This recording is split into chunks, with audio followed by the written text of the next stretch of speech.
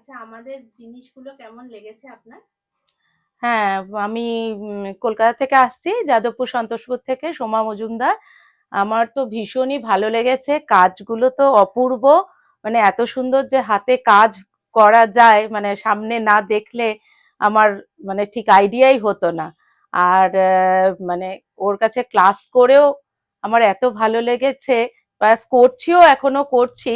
মানে এই সময় ক্লাস করা, এই বয়সে যে এসে আমি এই ক্লাসগুলো করতে পারবো, আরো শিখতে পারবো, মানে এটাও আমার ধারণার বাইরে ছিল যে এখনো করা যায়, কিছু শেখা যায় আরো আর কি। মানে আপনি অনলাইন ক্লাস করছেন? একদম একদম, অনলাইনেও ক্লাস যে এত সুন্দর করা যায়, এত ধরে ধরে এত সুন্দর করা যায়, আমার এটা মানে আইডিয়া ছিল না যে এত সুন্দর করে করা যায়।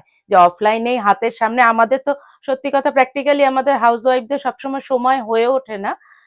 কিন্তু এই অনলাইনেও যে এত সুন্দর ক্লাস করা যায়, মানে ফেসবুক থেকেই ওর দেখেই আমার ওর সাথে পরিচিতি।